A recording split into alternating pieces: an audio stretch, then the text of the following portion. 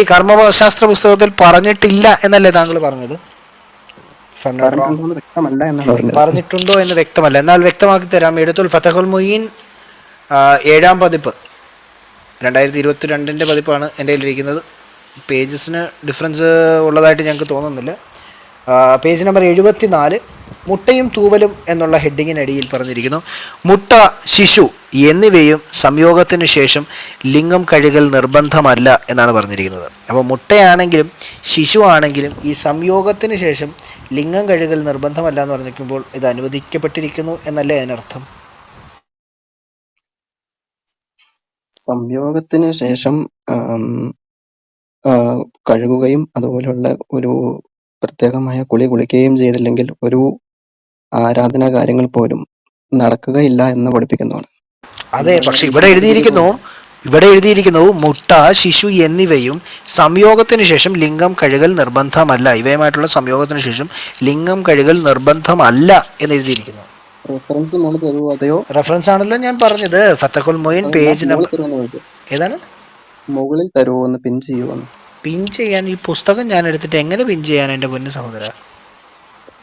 ശരി, സാധാരണ നിങ്ങളെല്ലാം പിൻ ചെയ്യാറുണ്ട്, അതുകൊണ്ട് ചോദിച്ചാണ് സഹോദര. ശരി, ഫതഹുൽ മുഈനൊക്കെ ബുക്കല്ലേ? ഫതഹുൽ മുഈനൊന്നും ഇതിലില്ലല്ലോ, ഓൺലൈനിലില്ലല്ലോ. ഉണ്ടോ സഹോദരന്മാരെ ആർക്കെങ്കിലും ഓൺലൈനിൽ?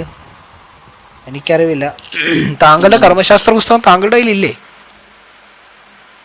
ഞാൻ നോക്കി വന്ന സമയം കൊണ്ട് ഒരുപാട് സംസാരിച്ചു. അയ്യ വേണ്ടെന്നേ, പേജ് നമ്പർ 74 എടുക്കാമല്ലോ. നേരെ പേജ് നമ്പർ അല്ലേ പറഞ്ഞേ, ഹെഡിങ് അടക്കമല്ലേ ഞാൻ പറഞ്ഞത്.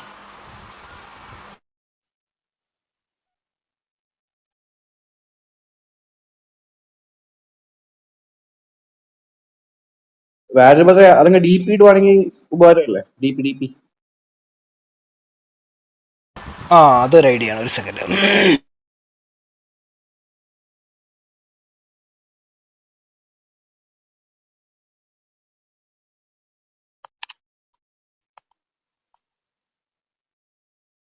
പേജ് നമ്പർ എന്ന് പറയോ? പേജ് 74, 74. താങ്കൾ എടുക്കുകയാണ്, അപ്പോൾ പിന്നെ ഞാൻ ഫോട്ടോ എടുത്ത് DP ഇടാൻ പോകണ്ടല്ലോ. അല്ല, എന്റെ ഒരു അഭിപ്രായം പറഞ്ഞോട്ടെ. ഈ ഫതഹുൽ മുഈൻ എടുക്കേണ്ട ആവശ്യമുണ്ടോ? മുഹമ്മദ് ഇത് കാണിച്ചിട്ടുണ്ടല്ലോ, മാതൃകയല്ലേ? എന്നാലും ഇരിക്കട്ടെ, കർമ്മശാസ്ത്ര പുസ്തകത്തിൽ നിന്ന് ഇരിക്കട്ടെ ആദ്യത്തെ അടി. കർമ്മശാസ്ത്ര പുസ്തകം അധികം എടുക്കാതല്ല, നമുക്ക് പുതിയ മറ്റേതൊക്കെ നമ്മൾ പറഞ്ഞ് മടുത്തിളകുന്നല്ലേ, പുതിയ സാധനം എടുക്കാന്നേ. അതെ, ഈ പ്രവാചകന് ഉത്തമ മാതൃക ഉണ്ടെന്ന് ഖുർആൻ പറയുമ്പോൾ അതെടുക്കാൻ എളുപ്പം. പേജ് നമ്പർ 75 ആണോ? 74, അർബഉ സബഈൻ. വുളു മുറിയുന്ന കാര്യങ്ങളാണോ? അവിടെ വുദു മുറിയുന്ന കാര്യങ്ങൾ പറഞ്ഞേക്കുന്നത്. വുദു മുറിയുന്ന കാര്യങ്ങളൊക്കെ നജസ്സുകൾ എന്ന ടോപ്പിക്കിനടിയിൽ നോക്ക് സഹോദര.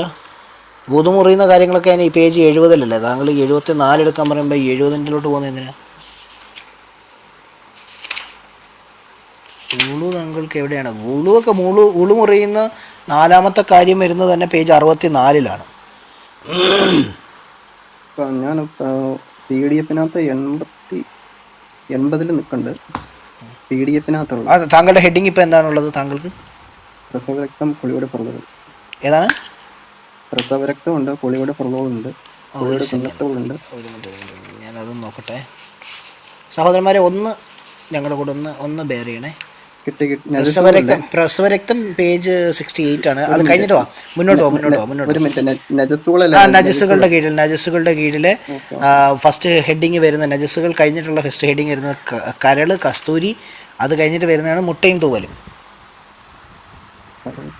അത് എത്രാമത്തെ പേജാണ്? അത് 86. 86 അവിടെ വരുന്നത്. ഏത് പതിപ്പാണെന്ന് പിന്നീട് ഒന്ന് പറഞ്ഞു തരണേ. ഓക്കെ, ഇത് 74 പുതിയ പതിപ്പുകളിൽ എൻ്റെ കയ്യിലുള്ളത്. താങ്കൾ ആ മുട്ടയും തൂവലും എന്നുള്ള സാധനം ഒന്ന് ഉറക്കൊന്ന് വായിച്ച് സഹോദര. മുട്ട, ശിശു എന്നിവയും സംയോഗത്തിന് ശേഷം ലിംഗവും കഴുകൽ നിർബന്ധമില്ല. തുടർന്ന് വായിച്ചോളൂ. അർഷസ് രോഗത്താൽ വിഷമിക്കുന്നവർക്ക് അതുകൊണ്ടുണ്ടാകുന്ന നനവിന് വിട്ടുവീഴ്ച നൽകാമെന്ന് ഷെയ്ഖുന ഫത്വ നൽകിയിട്ടുണ്ട്. വായിച്ചോ. ഭക്ഷ്യയോഗ്യമല്ലാത്ത ജീവികളുടെ മുട്ടയും ശുദ്ധമാണ്. അവ ഭക്ഷിക്കുകയും ചെയ്യാമെന്നാണ് പ്രബല അഭിപ്രായം.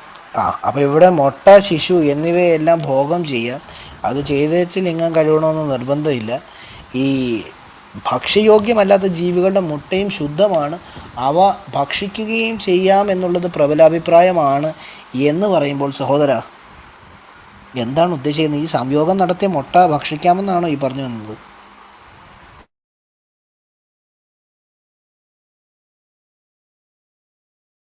ഇങ്ങനെ ഒറ്റയടിക്ക് ചോദിച്ചാൽ നമുക്ക് അതിനകത്ത് പറയാൻ പറ്റില്ല. അതൊന്ന് വായിച്ചു നോക്കേണ്ടി വരും അതിന്റെ കോൺടെക്സ്റ്റ് താങ്കളല്ലേ എന്താണെന്ന്. വായിച്ചേ? ആ ഒരു കോൺടെസ്റ്റ് കാര്യം അവിടെ കൂടെ തന്നെയല്ലേ സോറി സ്റ്റാർട്ട് ബ്രദറെ, ചെയ്യുന്നത്? ആ ഹെഡിങ്ങിൽ തന്നെ അങ്ങനെ തന്നെയാണല്ലോ സ്റ്റാർട്ട് ചെയ്യുന്നത്. ഒരു കാര്യം കൂടെ ജസ്റ്റ് ഒന്ന് ആ ചോദിച്ചോട്ടെ, എന്താണ് ഈ മുട്ടയുമായിട്ട് സംയോഗമോ? അതെന്താന്ന് മനസ്സിലാകുന്നില്ലല്ലോ. അതെന്താണ്? കുഞ്ഞ് ശരിയാണ്, അത് വൃത്തികേടാണെങ്കിലും അത് ഒരുപക്ഷെ നമുക്ക് ബുദ്ധി കൊണ്ട് ചിന്തിക്കാൻ പറ്റും. പക്ഷെ ഈ മുട്ടയുമായിട്ടുള്ള സംയോഗം എന്നുള്ളത് എന്താണ് ഉദ്ദേശിക്കുന്നത്? ഒട്ടക പക്ഷിയുടെ മുട്ട, മുതലയുടെ മുട്ട. That you have to boil it and make a hole. Got it? പിന്നെ Learn എൻ്റെ something. സത്യബ്രദർ, തണ്ണിമത്തനായിട്ട് സംയോഗം നടത്താമെങ്കിൽ പിന്നെ ബോയിൽ ചെയ്തിട്ട് മുട്ട ഉപയോഗിക്കാനാണോ പറ്റാത്തത്? ഇതാണ് ഈ ക്രിസ്ത്യാനികളുടെ പ്രശ്നം. അതിലില്ലാത്തവർ കൂട്ടിച്ചേർത്താണ് പറയുന്നത്. അല്ല നിങ്ങൾ അതിലുള്ളത് പറഞ്ഞ എന്തോ കുഴപ്പം? അല്ല മുട്ട തോട് പൊളിക്കുകയോ പൊളിക്കാതെയാണ് അങ്ങനെ. അത് പൊളിക്കാത്തവൻ്റെ അവസ്ഥ നിങ്ങളൊന്ന് ആലോചിച്ച് നോക്ക്. അങ്ങനെയാണെങ്കിൽ പോണ്ട, ഞാൻ അടുത്ത ചോദ്യം ചോദിക്കും. മുട്ട പുഴുങ്ങിയത് തിളച്ച വെള്ളത്തിൽ നിന്ന് എടുത്ത ചൂടോടാണോ ചൂടാറിയിട്ടാണോ? See, don't ask these kind of complicated question, please. Be gentle. General bro വന്നിട്ടില്ല. ജനറൽ ബ്രോ കുറച്ച് കഴിഞ്ഞിട്ട് വരും. ഇതിൽ എഴുതി വെച്ചിരിക്കുന്നതല്ലേ, പുള്ളി അങ്ങനെ We can എഴുതിയിട്ടില്ല keep it എന്ന് in a പറഞ്ഞു. deep freezer. After boil it, we can keep it in a deep freezer for some time. Then there is a chance like the stick will get more. ശരി, നമുക്ക് റേസിലേക്ക് തന്നെ തിരിച്ചു പോവാം. Jokes apart. എന്നിലേക്ക് തിരിച്ചു വരുമ്പോൾ അങ്ങനെയാണെങ്കിൽ മറ്റൊരാളുടെ അടുത്തോട്ട് പോകേണ്ടി വരും. ആരുടെ അടുത്തേക്കാണ്? അതല്ല, മറ്റൊരാളെ സംസാരിക്കാനായിട്ട് നിങ്ങൾ പോകേണ്ടി വരും. അപ്പൊ എനിക്ക് ഇതിനെപ്പറ്റി നോക്കിയിട്ടാണ് വരാൻ പറ്റുള്ളൂ. താങ്കളുടെ അടുത്തേക്ക് തിരിച്ചു വരുമ്പോൾ ഓക്കെ, താങ്കൾ ആരെയാണോ വെച്ചാൽ താങ്കൾ പിൻ ചെയ്തോളൂ, വിളിച്ചോളൂ. അതല്ല, എനിക്ക് ഇതിന്റെ പറ്റി നോക്കണ്ട. അപ്പം കൈ ഇങ്ങനെ പോയിക്കൊണ്ടിരിക്കും. അപ്പൊ നിങ്ങളുടെ കാര്യം ചെയ്യും, അടുത്ത ആളെന്ന് വിളിക്കും, അതുവരെ ഞാൻ നോക്കാം. താങ്കൾക്ക് എന്താണ് ഇതിൽ നോക്കണം? ഇവിടെ വ്യക്തമായിട്ട് എഴുതി വെച്ചിരിക്കില്ല. ആ ഹെഡിങ് അവിടെ നിന്നല്ലേ സ്റ്റാർട്ട് ചെയ്യുന്നത്. എന്താണെന്നറിയോ? അപ്പൊ ഇങ്ങനെ എഴുതി വെച്ചേക്കാന്ന് പറയുമ്പോ നിങ്ങൾ അന്യമതസ്ഥരെ കണ്ടാൽ കൊല്ലണമെന്ന് എന്ന് പറഞ്ഞിട്ട് ഖുർആനകത്ത് എഴുതി വെച്ചിട്ടുണ്ട്. പക്ഷെ ആ എഴുതി വെച്ച അർത്ഥം എടുത്ത് നോക്കി കഴിഞ്ഞു കഴിഞ്ഞാൽ അതിനവിടെ നേരം ഉണ്ടാവുള്ളൂ. അതല്ലല്ലോ അതിന്റെ അർത്ഥം എന്ന് പറഞ്ഞ പോലെ. പിന്നെ അതല്ല അതിന്റെ പിന്നെ അർത്ഥം. അന്യമതസ്ഥനെ കണ്ടെടുത്ത് വെച്ച് കൊന്നുകളയണമെന്ന് പറയാൻ പിന്നെ അതിന്റെ അർത്ഥം പിന്നെ അതല്ലാതെ പിന്നെ അവനെ പൂവിട്ട് പൂജിക്കണമെന്നാണോ? പൂവിട്ട് പൂജിക്കണം എന്നാണോ എന്ന് ചോദിച്ചാൽ പൂവിട്ട് പൂജിക്കണം അടിപൊളി. ഇതാ കിടക്കുന്നത്. ആ തഫ്സീർ കാര്യങ്ങൾ എടുത്തു. ഏത് തഫ്സീറാണ് പറയുന്നത് അന്യമതസ്ഥനെ വഴിയിൽ വെച്ച് കണ്ടാൽ അവനെ കൊന്നു കളയണമെന്ന്? സൂറത്തുൽ ബഖറയിലും പറയുന്ന കാര്യങ്ങൾ അങ്ങനെയല്ല, അവനെ പൂവിട്ട് പൂജിക്കാനാണെന്ന് പറഞ്ഞ തഫ്സീർ എടുത്തിട്ടോ. അപ്പോ അതിൽ പറയപ്പെടുന്ന അന്യമതസ്ഥർ ഏതാണോ അവരാണ്. അതിൽ പറയപ്പെടുന്ന അന്യമതസ്ഥർ ആരാണ്? തഫ്സീർ പറയുന്നു അത് യഹൂദനെയും ക്രിസ്ത്യാനിയാണ് പറയുന്നതെന്ന്. എന്നത്തെ എവിടത്തെ അന്ന് അവതരിപ്പിച്ചപ്പോൾ അവതരിപ്പിച്ചപ്പോൾ ക്രിസ്ത്യാനിയും യഹൂദനൊന്നും ഒരു തഫ്സീറിൽ കാണിച്ചതാ. എടുത്തിട്ട് വാ, വെയിറ്റിംഗ്, പെട്ടെന്നോ. പിന്നെ താങ്കളിന് എവിടെ തഫ്സീറിൽ നിന്നല്ല ഒരു തഫ്സീറിന്റെ വ്യാഖ്യാനം വീണ്ടും തഫ്സീർ വ്യാഖ്യാനിക്കാൻ പാടില്ല എന്നുണ്ട്. ഇനിയും ഒരു തഫ്സീറിലേക്ക് പോലും ഇതിന്റെ ആശയങ്ങൾക്ക് വേണ്ടി നിങ്ങൾ പോകരുതെന്ന് ഖുർആൻ പറയുന്നുണ്ട്. ഇത് മനസ്സിലാക്കുവാൻ വേണ്ടി ഏറ്റവും സുതാര്യവും ലളിതവുമായ അറബി ഭാഷയിലാണ് നാം നിനക്ക് ഇറക്കി തന്നതെന്ന് സൂറ 12 കൃത്യമായി പറയുന്നു. നൽകേണ്ടതെന്നും പറഞ്ഞിട്ടുണ്ട്. ഇത് ഇന്നത്തെ സാമൂഹിക നിലപാടനുസരിച്ച് ഇത് നിങ്ങളുടെ സ്വന്തമായിട്ടുള്ള അവനവൻ വ്യാഖ്യാനം എന്ന് പറയും. ഈ 1400 1921 വരെയല്ലേ ഈ ഓട്ടോമൻ സാമ്രാജ്യം അവസാനിക്കുന്നിടം വരെ, നമ്മുടെ ഈ മാപ്പിള ലഹള ഇവിടെ കേരളത്തിൽ നടക്കുന്നിടം വരെ ആ സാധനം അപ്ലൈ ചെയ്യുന്നുണ്ട്. ഇപ്പൊ അപ്ലൈ ചെയ്യുന്നത് തീവ്രവാദി ഗ്രൂപ്പുകളാണെങ്കിലും അത് നിങ്ങളുടെ ഓട്ടോമൻ സാമ്രാജ്യം, നിങ്ങള് എന്താ പറയുന്നത്, ഉമായത്, അബ്ബാസിദ്, ഇങ്ങനെ ആ ഹിസ്റ്ററി ഇങ്ങനെ പഠിച്ചുകൊണ്ട് വരണം. ഇത് അവരെല്ലാം ചെയ്തോണ്ട് വന്ന സാധനമാ. നമ്മുടെ വിഷയം മാറിപ്പോകരുത്. അത് പറഞ്ഞല്ല, ഇത് നോർമൽ ഒരു എക്സ്ക്യൂസ് ആണ്. അങ്ങനെ റേസ് അങ്ങനല്ല. നിങ്ങളുടെ ഖുറാന്റെ വചനം എന്ന് പറഞ്ഞാൽ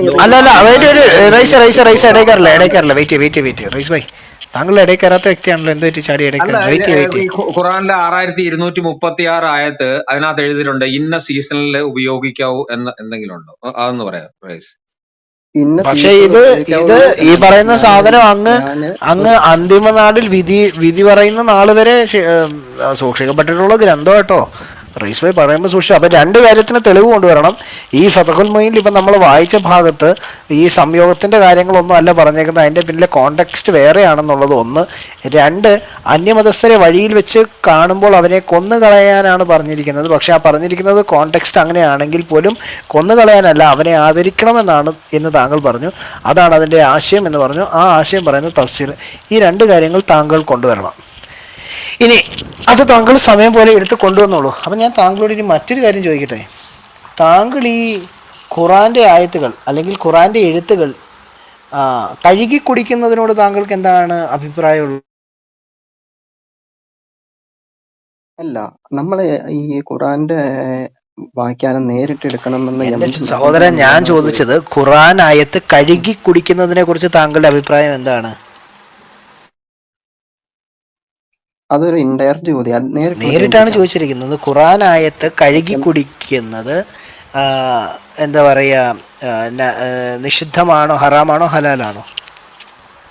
ഈ കഴുകി കുടിക്കാന്ന് താങ്കൾ ഉദ്ദേശിച്ചത് എന്ത് മാനദണ്ഡമാണെന്ന് പറഞ്ഞു. അതെനിക്ക് മാനദണ്ഡം എന്ന് വെച്ചാൽ ഇത്രേ ഉള്ളൂ. ഖുറാനായത്ത് ഒരു വെള്ള പാത്രത്തില് പച്ച മഷിയും കൊണ്ട് ഫാത്തികയും യാസിനിലെ കുറച്ച് ആയത്തുകളും എഴുതിയിട്ട് അത് സംസം വെള്ളം കൊണ്ട് കഴുകി കുടിക്കുന്നത് എന്തിനാണെന്നാണ് ചോദിക്കുന്നത് എന്നുള്ളതാണ് വായിട്ട് ഉദ്ദേശിച്ചത്. ശരിയാണോ? എക്സാക്ട്ലി. അങ്ങനെ കുടിക്കണം എന്നാണോ വേണ്ടെന്നാണോ ചോദിച്ചത്? കുടിക്കുന്ന എന്തിനാണ്? അങ്ങനെ കുടിക്കുന്നുണ്ടല്ലോ ആൾക്കാർ, അത് എന്തിനാണെന്നാണ് ചോദിച്ചത്. ഇത് ഒറിജിനൽ ആയിട്ട് കുടിക്കുന്ന കാര്യമാണ് നിങ്ങൾ പറയണേ? ഒറിജിനൽ ആയിട്ട് കുടിക്കുന്ന കാര്യമല്ല, പിന്നെ ഡ്യൂപ്ലിക്കേറ്റ് ആയിട്ട് എങ്ങനെ ഇത് കുടിക്കാൻ പറ്റുന്നത്? എന്താ ഇങ്ങനെ അതല്ല സംസാരിക്കാൻ?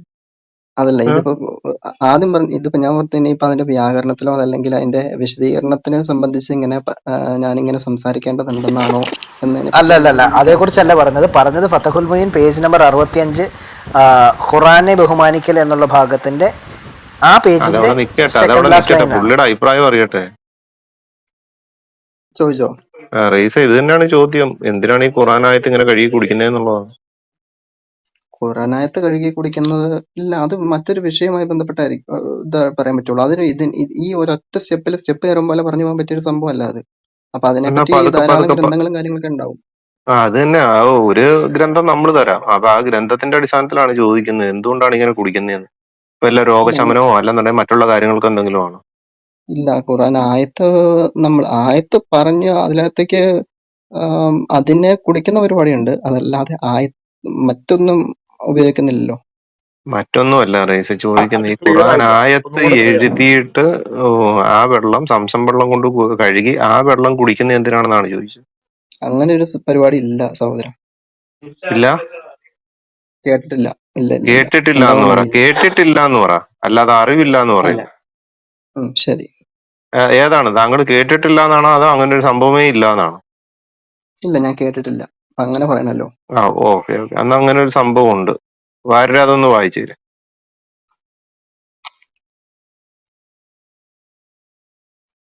വാര്യരുണ്ടോ? ഞാൻ പോയി എടുക്കണം. ഉണ്ട്. ഏതാ ഈ പറഞ്ഞ ഭാഗം തന്നെയല്ലേ? അതെ. ഖുറാനെ ബഹുമാനിക്കൽ തന്നെയല്ലേ? ഓക്കെ. എന്നാൽ ഖുറാനായത്ത് കഴുകി കുടിക്കുന്നതിന് വിരോധമില്ല. പണ്ഡിതരെ കാണുമ്പോഴെന്ന പോലെ ഖുറാൻ കാണുമ്പോഴും എഴുന്നേറ്റ് നിൽക്കാൻ സുന്നത്തുണ്ട്. Page number 65 second last line പറയുന്ന കാര്യമാണ് ഞാൻ വായിച്ച് ചോദിച്ചത്. അല്ല, ഏത് പുസ്തകം അങ്ങനെയാണെങ്കിൽ അല്ല, ഫതഹുൽ മുഈൻ അത് അതിന്റെ എഴുത്ത് കാണുമ്പോഴേ അറിയത്തില്ല. അങ്ങനെയാണെന്നുണ്ടെങ്കിൽ റईസിനെ പോലുള്ളവർ എന്റെ വീട്ടിൽ ഒന്നും ഇരിക്കാൻ സമയം കാണത്തില്ല. എങ്ങോട്ട് തിരിഞ്ഞാലും ഖുറാന. അങ്ങനെയാണെന്നുണ്ടെങ്കിൽ റൈസിന് കാല് നീട്ടി ഇരിക്കാൻ പോലും പറ്റത്തില്ലല്ലോ അജീഷ് ബ്രദർ. എവിടെ വീട്ടിൽ വന്നിട്ടുള്ളവർക്ക് അറിയാത്ത തഫ്സീറുകളിലെ ബഹളമാണ് ഖുറാൻ. അല്ല, തൊട്ട് മുകളിൽ എഴുതിയിരിക്കുന്നു, ഖുറാൻ ഉയരമുള്ള സ്ഥലത്തില്ലെങ്കിൽ അതിന് നേരെ കാൽ നീട്ടലും വെറുതെ കീറലും അത് എഴുതിയത് വിഴുങ്ങലും തെറ്റ് തന്നെ. എന്റെ തലയ്ക്ക് മുകളിൽ ഈ സാധനം വെച്ചിട്ടില്ല. എന്റെ തലയ്ക്ക് മുകളിൽ എപ്പോഴും ബൈബിള് തന്നെ ഉള്ളൂ. ഒരു വിഭാഗത്തിന്റെ വേദഗ്രന്ഥ പുസ്തകത്തിനെ ഏത് രീതിക്ക് ബഹുമാനിക്കണം ബഹുമാനിക്കണ്ട എന്നുള്ളതിനെ പറ്റി വ്യക്തമായിട്ട് പുസ്തകം എഴുതിയിട്ടുണ്ടാവും. അപ്പൊ അതിനകത്ത് ഏത് പുസ്തകത്തില്?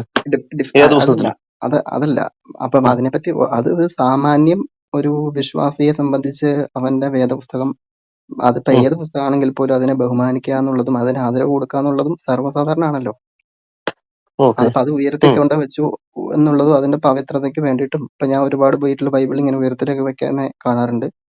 അപ്പൊ അതൊരു വേദപുസ്തകം എന്നുള്ള രീതിക്ക് അതിനപ്പുറത്തോട്ട് ഞാൻ മറ്റൊരു ഒരു കാര്യം കാര്യങ്ങളൊന്നും ചോദിച്ചോട്ടെ റയീസെ, റയീസ് ആ, വിശ്വസിക്കുന്ന ഖുറാന് വിപരീതമായിട്ട് ഒരു പുസ്തകം വന്നു കഴിഞ്ഞാൽ റയീസ് അത് ഉയർത്തി വെക്കോ താഴ്ത്തി വെക്കോ? ഖുറാന് വിപരീതമായിട്ടൊരു പുസ്തകം വന്നാലോ? അതെ. എന്റെ ആദ്യത്തെ ഗ്രന്ഥം ഖുറാൻ തന്നെയാ. അതിനപ്പുറം വേറൊരു ആ പുസ്തകത്തെ പറ്റി ചിന്തിക്കേണ്ട ആവശ്യമില്ല. ചിന്തിക്കേണ്ട ആവശ്യമില്ല. അപ്പൊ ആ ഖുറാന് വിപരീതമായിട്ടുള്ള ഒരു പുസ്തകം വന്നു കഴിഞ്ഞാൽ, ഖുറാനിന് വിപരീതമായിട്ട് ഏതെങ്കിലും ഒരു മതത്തിന്റെ ഒരു ഗ്രന്ഥം വന്നു കഴിഞ്ഞാൽ റയീസ് അതെന്തൊക്കെയുള്ള അത് ഉപയോഗിക്കത്തില്ല, മുകളിലേക്ക് വെക്കത്തില്ല, താഴ്ത്തി തന്നെ വെക്കത്തുള്ളൂ, ഖുറാന്റെ മുകളിലേക്ക് വെക്കത്തില്ല, ശരിയല്ലേ? അല്ല, എനിക്കിപ്പോ എന്റെ കയ്യിൽ ഇപ്പൊ അത് മാത്രമല്ലേ ഉണ്ടാവുള്ളൂ. ഇനി അതല്ലാതെ എനിക്കൊരു അല്ല, ബൈബിൾ ഇപ്പൊ അങ്ങനെ ഒരു പുസ്തകം കൈ കിട്ടുവാണെങ്കിൽ ഒപ്പം കിട്ടിയാൽ, തന്നെ ഞാൻ അങ്ങനെ വെക്കും. ഒരു പുസ്തകം കൈ ഒപ്പം വെക്കും. കിട്ടിയാൽ ഒപ്പം വെക്കും. ഒപ്പം ഒപ്പം വെക്കാനും വെക്കും. മടിയില്ല. വിപരീതമായിട്ടുള്ള ഒരു പുസ്തകം കിട്ടിയാൽ ഒപ്പം വെക്കും. വിപരീതമായിട്ടുള്ള അള്ളാഹു പുസ്തകങ്ങളില്ല. ദൈവമല്ല, ഉം. അള്ളാഹു ദൈവമല്ല, മുഹമ്മദ് അള്ളാഹുവിന്റെ പ്രവാചകനല്ല, നിങ്ങളുടെ ആ, ഈമാൻകാരി ഇസ്ലാംകാരി മൊത്തം അബദ്ധമാണെന്നൊക്കെ പറഞ്ഞുകൊണ്ട് ഒരു വിപരീത പുസ്തകം കിട്ടിക്കഴിഞ്ഞാൽ, ഖുറാന് നേരെ ഓപ്പോസിറ്റ് എഴുതിയിരിക്കുന്ന ഒരു പുസ്തകം കിട്ടിക്കഴിഞ്ഞാൽ റയീസ് അത് പൊക്കത്തി വെക്കോ താഴ്ത്തി വെക്കോ? ഖുറാന്റെ മുകളിൽ വെക്കോ ഖുറാന്റെ താഴെ വെക്കോ? ഖുറാന്റെ മുകളിൽ വെക്കേണ്ട ആവശ്യമില്ല. അത് മറ്റൊരു ജനവിഭാഗങ്ങളുടെ ഞാൻ ജീവിക്കുന്ന സമൂഹത്തിൽ തന്നെയുള്ള ജനവിഭാഗങ്ങളുടെ പുസ്തകമാണെന്നുണ്ടെങ്കിൽ അത് അവർക്ക് ഉം.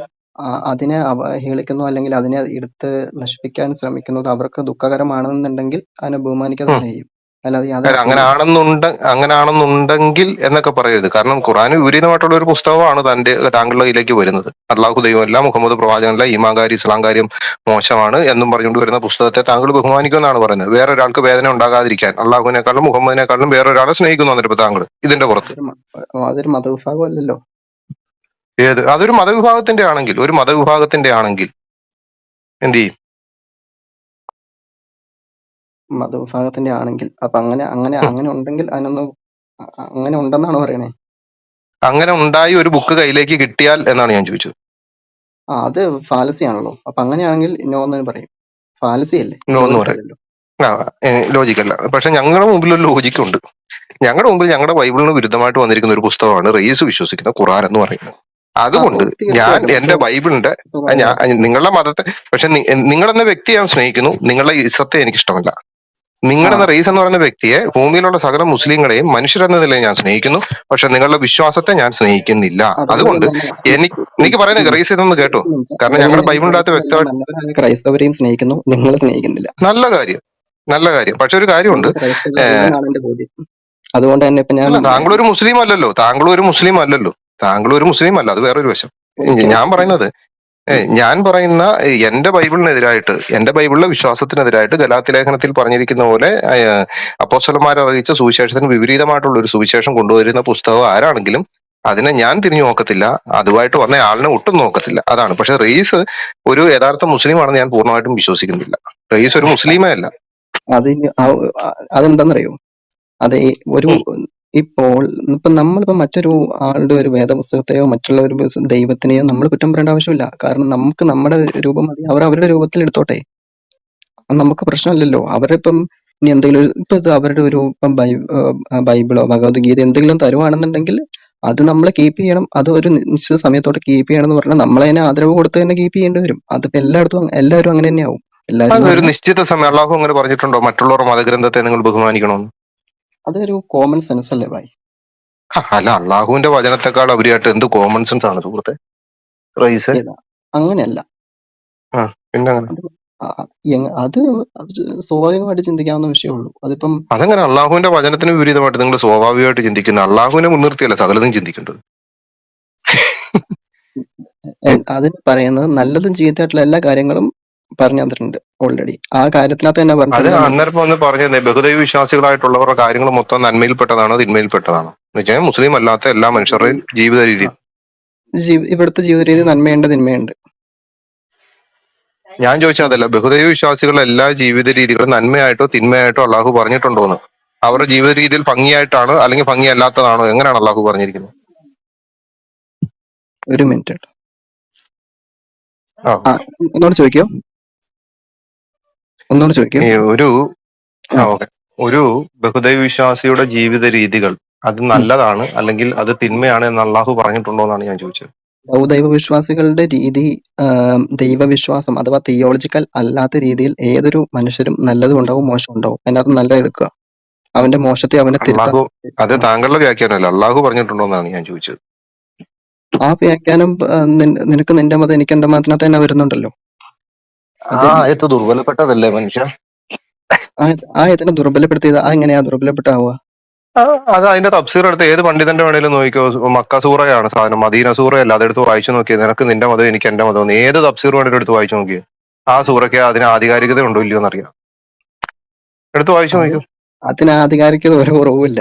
അതിന് ആധികാരികത ഉണ്ട്. ആ പണ്ഡിതന്മാരെക്കാളും വലിയ പണ്ഡിതനാണോ റയീസ്? ഇസ്ലാമിന്റെ അല്ല, വിശ്വാസം അനുസരിച്ച് അങ്ങനെയാണ്. പണ്ഡിതന്മാർ എഴുതിയിരിക്കുന്ന ഏത് പുസ്തകത്തെ പണ്ഡിതനാ താങ്കൾ വേറെ പറഞ്ഞേക്കണേ? ഒരു വാക്കുകൊണ്ട് വ്യാഖ്യാനിക്കരുതെന്നാണ്. ഏത് പണ്ഡിതനാ പറഞ്ഞേക്കണേ? ഏത് പണ്ഡിതനെ വേണം, നിങ്ങൾ ഇമാൻ റാസിയുടെ എടുത്ത് നോക്കിയോ, അല്ലെങ്കിൽ അമാനി മൗലൂടെ എടുത്ത് നോക്കിയോ, അല്ലെങ്കിൽ കൂറ്റനാടിന്റെ എടുത്ത് നോക്ക്, ആറ് മണിയുടെ എടുത്ത് നോക്കിയോ, കയ്യിൽ ഏതെങ്കിലും തഫ്സീർ ഉണ്ടെങ്കിൽ. എന്താണ് പറഞ്ഞേക്കണേ? അത് ദുർബലപ്പെട്ട ആയത്താണെന്ന്. Mecca സൂറയിൽ അനുവദനീയമായിരുന്നു, Medina സൂറയിലേക്ക് ഇല്ലാന്നത്. മദീനയിലേക്ക് വന്നപ്പോൾ ഇസ്ലാമിന്റെ വളർച്ചയെത്തി.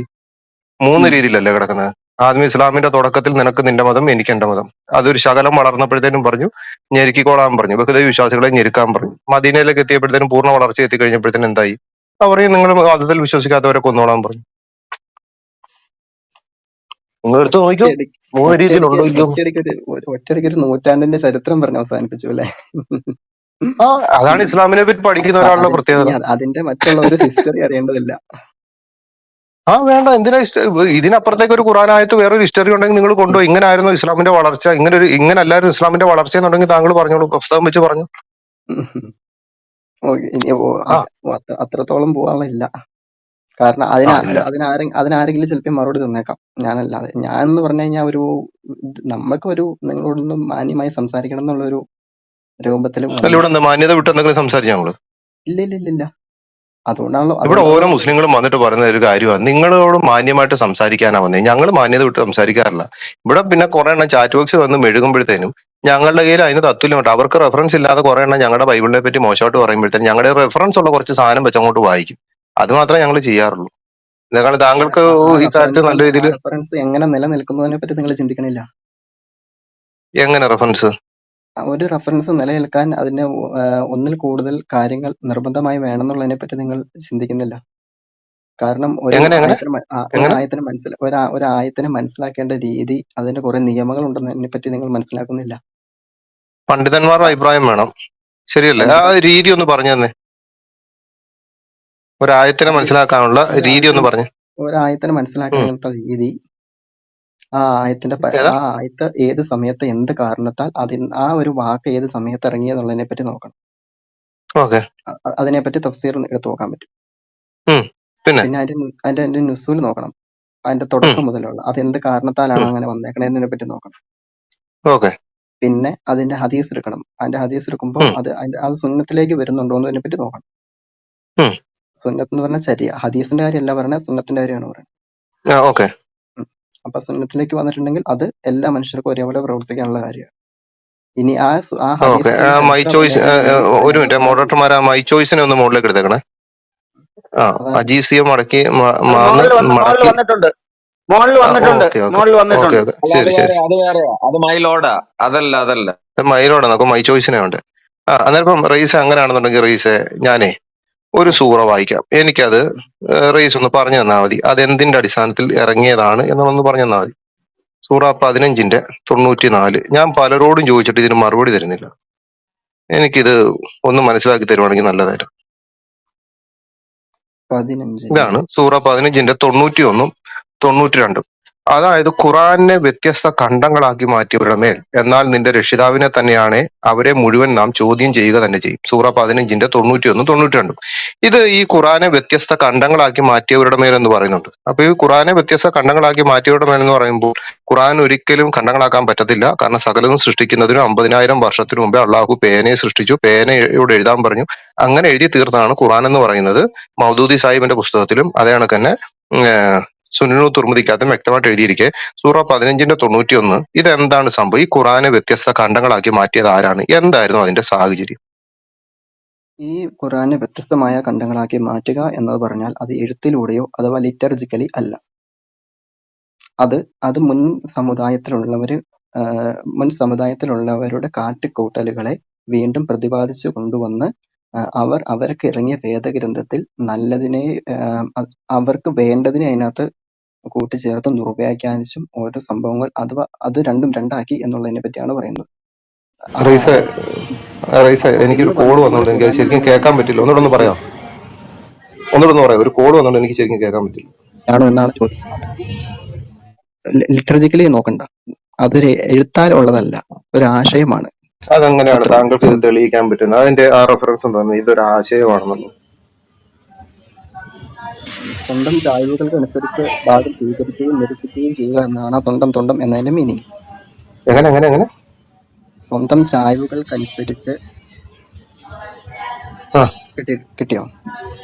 സ്വന്തം ചായ്വുകൾക്കനുസരിച്ച് സ്വന്തം ചായ്വുകൾക്കനുസരിച്ച് ഭാഗം ആ സ്വീകരിക്കുകയും നിരസിക്കുകയും ചെയ്യുന്നു. ചില ഭാഗങ്ങൾ സ്വീകരിക്കുകയും നിരസിക്കുകയും ചെയ്യുന്നു.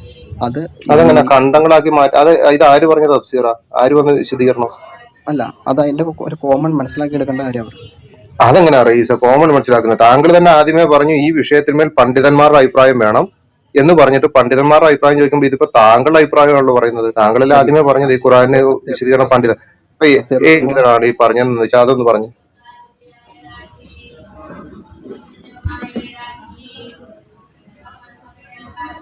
മോനെ മൈ ചോയ്സേ, നീ ഏതാണെന്ന് എനിക്കൊരു പിടുത്തമില്ല. മോനൊന്ന് മുകളിലേക്ക് കയറി വരുവാണെങ്കിൽ അതായിരിക്കും നല്ലത്. ഒന്ന് കയറി വരാമോ?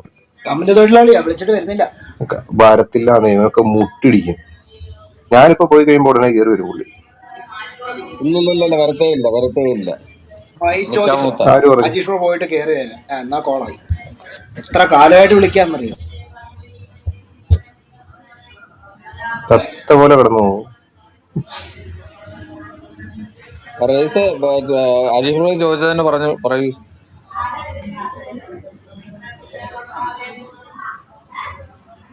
എന്തോ പണയം വെച്ചവർക്കുണ്ടായവരെ അടുത്തേക്ക് വരില്ല. ഇതെന്താ ഈ മൈ ചോയ്സേ? ഈ റൈസ ഇപ്പൊ മനസ്സിലായോ? ഇതാണ് ഒരു മിനിറ്റ് റൈസ ഒരു മിനിറ്റ്. ഇതൊരു മുസ്ലിമാണ് ഈ മൈ ചോയ്സ് എന്ന് പറഞ്ഞിട്ട് വരുന്നത്. കാരണം അത് പേര് മാറ്റിയതാണെങ്കിലും പുള്ളി നാള് ഇവിടെ കയറി വന്ന ഇടയ്ക്കൊക്കെ ഇങ്ങനെ വരാറുള്ളത്. ഇത് കണ്ടോ, പണയം വെച്ചവർക്കുണ്ടായവരെ അടുത്തേക്ക് വരില്ല എന്നാണ് പറയുന്നത്. എന്നാലിപ്പം എന്നെയാണ് പുള്ളി പണയം വെച്ച്, അതായതിപ്പം ഈ അനീസ എന്നല്ല, എൻ്റെ ഒരു അജീഷ എന്നാണ്. ഞാൻ അനീസ എന്ന് പറഞ്ഞു, ഞാനൊരു മുസ്ലിമിൽ നിന്നും വന്നവനല്ല, ഞാൻ ക്രിസ്ത്യാനിയായിട്ട് ജനിച്ചയാളാണ്. അതായതിപ്പം ഇവിടെ പണയം വെച്ചവർക്കുണ്ടായവരെ അടുത്തേക്ക് വരില്ല. അപ്പൊ മൈ ചോയ്സ് ഇതാണ് റൈസ പറയുന്നത്. ഞങ്ങൾ ഇനിയും പ്രമാണങ്ങൾ എടുക്കും. ആരാണ് പണയം വെച്ചുണ്ടായതെന്നൊക്കെ പറഞ്ഞുകൊണ്ട് ഞങ്ങൾ പണ്ഡിതന്മാരുടെ പുസ്തകങ്ങൾ ഇങ്ങോട്ട് എടുക്കുമ്പോഴത്തേനും പറയും കണ്ടോ ക്രിസ്ത്യാനികൾ ഇവിടെ കയറി പറഞ്ഞു. ഇതേപോലുള്ള കുറെ ജാഹിലുകൾ കയറി വരും, കുറെ മൊയന്തകൾ കയറി വരും. ഇവിടെയാണ് ഈ പ്രശ്നം ഉണ്ടാകുന്നത്. നമ്മൾ തമ്മിൽ എത്രയോ നല്ല രീതിയിൽ സംസാരിച്ചുകൊണ്ടിരിക്കുകയാണ്, ശരിയല്ലേ? ഞാൻ എന്തെങ്കിലും മോശം ഏതാ? അല്ല ഇവന് അതല്ല, ഇത് കേട്ടായിരുന്നോ? ഞാൻ പറഞ്ഞത് കേട്ടായിരുന്നു. പറഞ്ഞത് കേട്ടായിരുന്നു. അതിപ്പോ ഞാൻ പറയട്ടെ, അതിപ്പം അന്വേഷണത്തിന് ഒരു രീതിക്ക്, ബോണ്ട് മറ്റൊരു രീതിക്ക്, വർഗീസ് മറ്റൊരു രീതിക്ക്. അപ്പൊ അങ്ങനെ പലരും വ്യത്യസ്തരായിരിക്കും. അത് തന്നെയാ പറയാം. അല്ല എന്നോട് ഇവൻ വന്നിട്ട് എന്നെ ഈ പണയം വെച്ച വിഷയം പറയേണ്ട കാര്യമില്ലല്ലോ. അപ്പൊ ഈ പണയം വെച്ചവരുടെ ഇത് വരുമ്പോഴത്തേനാണ് നമ്മൾ തിരിച്ച് പണയം വെച്ചുണ്ടായത് ആരാന്നുള്ളത് എടുക്കുന്നത്. എന്തൊക്കെ ഞാൻ ഒരിടത്തേക്ക് പോകാൻ തന്നെ ഞാൻ തിരിച്ചു കയറും. ഇനി പണയം വെച്ചത് ഉണ്ടായത് ആരാന്ന് ഇപ്പൊ പറയാം. ഇനി ഒറ്റ ഒരുത്തം കാരണം ഇനി ജനനം മുതൽ മരണം വരെ ഞാൻ വായിക്കാം. അങ്ങനെ ഇല്ല അതിനൊക്കെ മറുപടി കൊടുത്തില്ല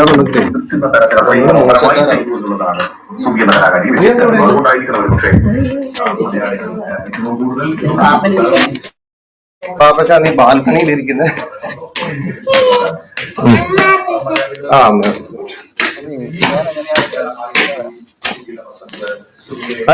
അല്ല ഇതിന് നമ്മൾ മറുപടി കൊടുത്തിട്ടുണ്ടെങ്കിൽ റീസൺ ഞാനൊരു ക്രിസ്ത്യാനിയല്ല. കാരണം എന്നെ പറ്റി പറയുമ്പോഴത്തേനും ഇവരെ ഇവിടുന്ന് ജനിച്ചു എന്നുള്ളത് നമ്മൾ പറഞ്ഞില്ല എന്നുള്ളത് ശരിയാകത്തില്ല. പണ്ടൊക്കെ നമ്മൾ വിട്ടുകളയായിരുന്നു, ഇപ്പൊ അങ്ങനല്ല.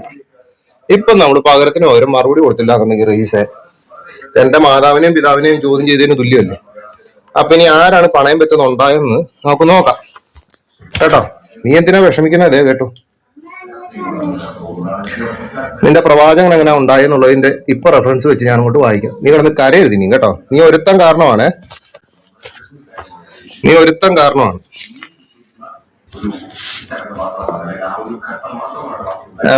മറ്റേ വാര്യരുണ്ടോ ഇവിടെ? ഉണ്ടല്ലോ. വാര്യർ ആദ്യമേ ഇവൻ എങ്ങനെ ജനിച്ചെന്നുള്ളത് ഒന്ന് വായിച്ചേര്. ആ 10 പേജ് 78. അതെ ഒന്ന് വായിച്ചേ. ഓക്കെ. മാന്യമായ ഒരു ചർച്ച കൊടുത്തപ്പോഴത്തേനും ഗിബോറിന് കൊടുത്താണെങ്കിലും ഗിബോർ ക്രിസ്ത്യാനിയാണ്. അതുകൊണ്ട് ഞങ്ങളുടെ കൂട്ടത്തിൽ പറ്റിയ ഒരുത്തന്നെ, കാരണം നിങ്ങൾക്കൊരു പ്രമാണം കിടപ്പുണ്ട്, അങ്ങനെ അറിയോ? കാണാതെ വരെ ഞാൻ പറയാം. സൊഹീഹുൽ ബുഖാരി അധ്യായം 10 ഹദീസ് നമ്പർ 1374 അതിൻ്റെ അകത്ത് കിടപ്പുണ്ട്. ഒരു മുസ്ലിമും മറ്റൊരു മുസ്ലിമിന്റെ ന്യൂനതകളെ മറച്ചു വെക്കണം. അത് മറച്ചു വെക്കാതിരുന്നാൽ അന്ത്യനാളിൽ എന്ത് ചെയ്യും? അന്ത്യനാളിൽ അള്ളാഹു ന്യൂനത മറച്ചു വെക്കാതിരുന്നവന്റെ സകല പാപങ്ങളും മറ്റുള്ളവർ മുമ്പിൽ വെളിപ്പെടുത്തും. അതുകൊണ്ട് ഒരു മുസ്ലിം മറ്റൊരു മുസ്ലിമിനെ സംരക്ഷിച്ചു നിർത്തണമെന്നാണ്. അതുകൊണ്ട് ക്രിസ്ത്യാനികൾക്കിടയിൽ അതില്ലെങ്കിലും ഞാനെന്ന ക്രിസ്ത്യാനി എന്റെ കൂട്ടത്തിലുള്ള സഹോദരന്മാരെ ഒന്ന് സംരക്ഷിച്ചു നിർത്തുന്ന കൂട്ടത്തിലുള്ളതാണ്. അതുകൊണ്ട് ആദ്യമേ നിന്റെ ജനനം എങ്ങനെയാണെന്നുള്ളത് കേട്ടോ, അതിനുശേഷമാട്ടെ ബാക്കിയുള്ളത്. വായിച്ചോ വാരുടെ. ഫതഹുൽ മൊയിൻ പേജ് നമ്പർ 78. വിഷയം മനുഷ്യപ്പട്ടി.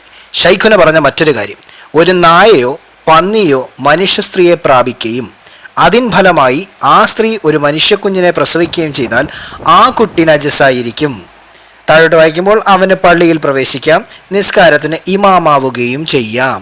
അത്രയും മതിയോ? ഫുൾ വായിക്കണം. അധ്യായം 17 ശിക്ഷാ നടപടികൾ, അതുകൂടെ വായിച്ചു.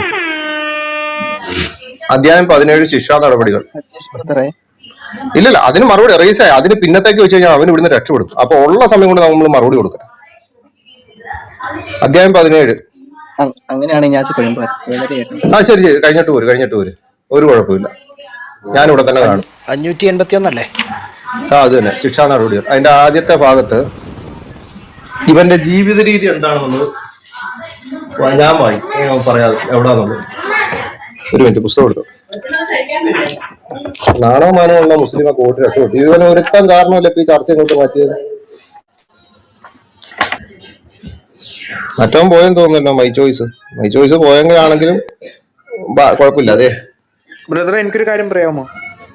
പറഞ്ഞു ബ്രദറെ. എനിക്കൊരു അനുഭവം പറയണ്ടേ. ഞാനിപ്പോ ഫ്രാൻസിലാണ്. എന്റെ ക്ലാസ്സില് ഒരു ഒരു ഒരു ഒരു ഒരു എന്റെ ഒരു ഫ്രണ്ട്, ആള് ക്രിസ്ത്യാനി ആയിരുന്നു. എന്നിട്ട് ആള് മുസ്ലിമായി. അപ്പൊ ഞാൻ വെറുതെ ഒന്ന് പരിചയപ്പെട്ടു, മുസ്ലിം ആണോ എങ്ങനെയാണ് നിങ്ങളൊക്കെ, ചുമ്മാ ഒന്ന് പരിചയപ്പെട്ടപ്പോ ആള് ആദ്യം ക്രിസ്ത്യാനി ആയിരുന്നു, എന്നിട്ട് ഇസ്ലാം ആയതാണ്. എന്നിട്ട് ഞാൻ ചോദിച്ചപ്പോ എന്തിനാണ് ഇസ്ലാം ആയതെന്ന് ചോദിച്ചപ്പോ ആളുടെ ബോയ് ഫ്രണ്ട് മുസ്ലിമാണ്, അതുകൊണ്ട് യഥാർത്ഥ ദൈവം മുസ്ലിം ആണ്, അങ്ങനെയൊക്കെ പറഞ്ഞ ആളെ മതം മാറ്റി. ഇവിടെ ഫുള്ള് മതം മാറ്റുക കേട്ടോ ഈ ഫ്രാൻസില്. അവിടെ ലവ് ജിഹാദാ ഇങ്ങനെ പോകുന്നവരെ തെറി പറഞ്ഞു കൊണ്ടുവരുന്ന കുറെ ആൾക്കാരുണ്ട് ഇപ്പൊ ആ കൂട്ടത്തിൽ. അവരെ സമീപിക്കുന്നതാണ് ഏറ്റവും നല്ലത്. ഞാൻ എന്തൊക്കെയാണ് ഈ മാസത്തോടെ ഈ ലവ് ജിഹാദ് വിഷയത്തിന് പോയിക്കൊണ്ടിരിക്കുന്ന പരിപാടി അങ്ങ് നിർത്തി കേട്ടോ. ഉള്ള കാര്യം അതെ ബ്രദറെ, അത് കേരളത്തിൽ ഈ പരിപാടിക്ക് പോയിക്കൊണ്ടിരിക്കുന്ന ആൾക്കാരെ തെറി പറഞ്ഞ് തോപ്പിക്കുന്ന ആൾക്കാരുണ്ട്. ഇവിടുന്ന് കുറച്ചുപേരെ അങ്ങോട്ട് കൊണ്ടുപോയാൽ മതി. അവർ വന്നിട്ട് അവിടെ തെറി പറഞ്ഞ് ഈ സാധനത്തിന് എല്ലാത്തിനും തിരിച്ചുകൊണ്ടുപോകും. എന്റെ ക്ലാസ്സിൽ കുറെ മുസ്ലിംസ് ഉണ്ട്. എന്റെ ഒരു മാഡം, അതായത് ഞങ്ങളുടെ കോളേജിൽ പഠിപ്പിക്കുന്ന എന്റെ ക്ലാസ്സിൽ ടീച്ചർ പറയാണ് ഇപ്പൊ ഫ്രാൻസില് മുസ്ലിംസ് കൂടിക്കൊണ്ടിരിക്കുകയെന്ന്. അപ്പോ നോക്കിക്കേ, ടീച്ചർ അടക്കം പറഞ്ഞു ഫ്രാൻസിൽ മുസ്ലിംസ് കൂടിക്കൊണ്ടിരിക്കുകയെന്ന്. അതാണ്ട് ഇവരുടെ പരിപാടി കബളിപ്പിച്ചിട്ട് ഈ മോസ്റ്റ്ലി യൂറോപ്പിലുള്ള ഈ യുവജനങ്ങൾക്ക് ഈ ബൈബിളിനെ കുറിച്ച് യാതൊരു നോളജും ഇല്ല. അയ്യോ അജീഷ് ബ്രദർ പറഞ്ഞായിരുന്നു, എനിക്ക് കേൾക്കുന്നില്ലായിരുന്നു കേട്ടോ.